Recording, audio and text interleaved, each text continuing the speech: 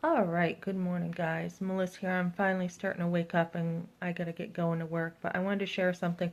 So, how do you deal with relationships, guys? How do you deal with them?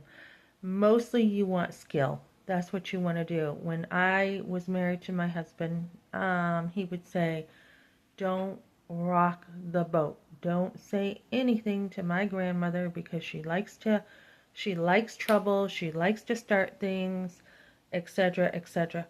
And I would also feel like, okay, well, wait a minute here. If I don't say anything, I'm also being controlled. My life is being controlled. I'm being told I have to go to these family parties. I'm being told I have to show up. She can say whatever she wants to me, and I can't say anything, right? So, there was a time I'm like, we're just not going to all the parties. Why not? Because we have our own life and we're doing Christmas our way. You're a real piece of cake, aren't you? You're a real piece of cake. So I didn't say a whole lot, but I did stand for myself, and even that seemed to be a problem for people. So the way to handle things is it's not either or, guys. It's not don't say anything or just be quiet and do what they say, right? No. You have to be able to articulate the I statements. I am not going to the party.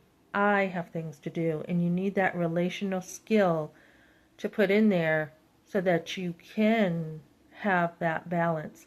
So, what I'm trying to say here, guys, too, in relationships, you have to continue working on it.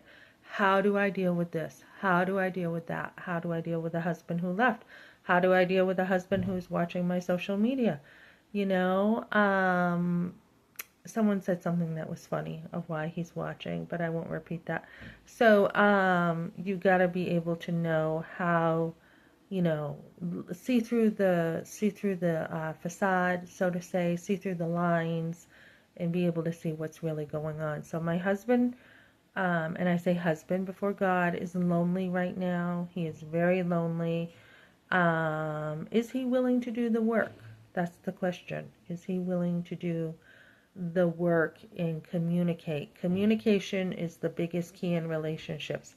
Is he willing to do the work and make changes? Is he willing to look at himself and say, this is what I did and this is what I am willing to change and work on in the future? Because you cannot carry a relationship just yourself. You can be there for him, you can listen to him, you can understand, yes, this is why he left.